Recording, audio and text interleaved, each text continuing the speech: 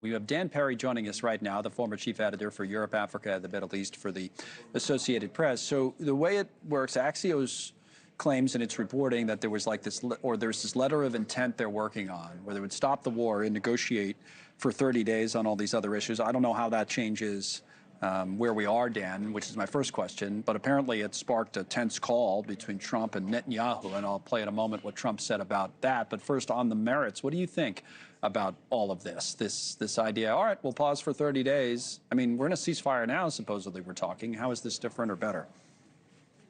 It basically underscores that the war did not achieve the aims. Remember that the war was sparked by the fact that the Iranians killed tens of thousands of protesters, and supposedly we were going to save them from their regime.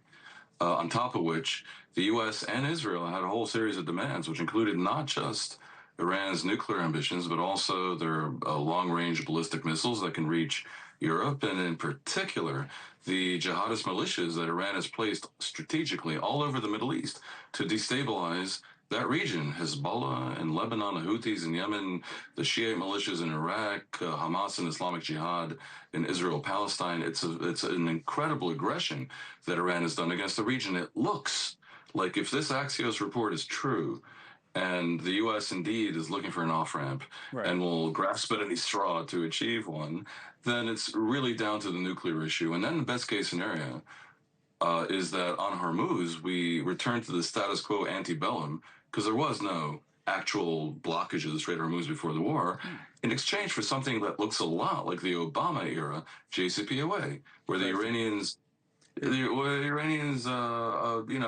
their military nuclear program in exchange for prolonged life and a runway in the form of unfrozen assets and dialed back sanctions. So obviously, the Israelis are against it. Trump of 2018 had walked away from the JCPOA, would have been against it, and it looks like Trump gained nothing from his war. Right. That's exactly what it looks like. Now, this idea that Netanyahu is fuming about the whole thing, to your point, I mean, I don't think that surprises anyone, but President Trump was asked about that and the supposed tense phone call, and here's what the president said.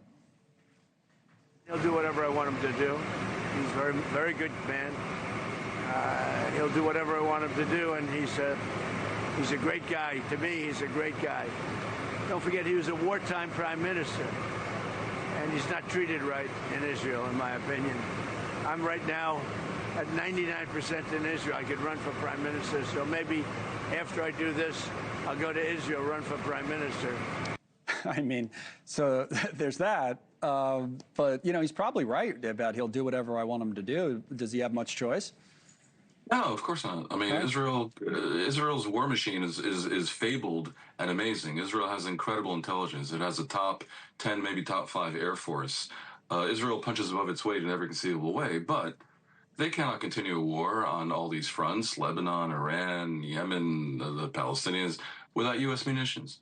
So if the U.S. cuts them off, they can't continue. And moreover, if the U.S. removes its umbrella at the UN Security Council, then Israel would face global opposition and sanctions very, very quickly because of the reputational damage that they suffered with their, what I believe to be unwise and unstrategic approach to the Gaza war. So in a way, Trump is right. He describes it in his particularly mafiotic and vulgar fashion, but it isn't actually incorrect. Is that a word, mafiotic? I guess it is. Probably is. Trump. I mean, you're the editor. That probably is a word. I mean, what can I tell you? I mean, that's just the way it is. Don't you live in Tel Aviv? That could be your next prime minister you just heard from over there. He's actually... Look, Netanyahu is facing a very difficult election, which all polls show that he probably will lose. Now, if Trump ran in his place, I mean, he'd have to organize citizenship, but then Trump can organize anything from a ballroom to a $2 billion slush fund. Yeah, don't let that bother you. Dan, I got to run. This is What a World. Dan Perry, formerly of the AP,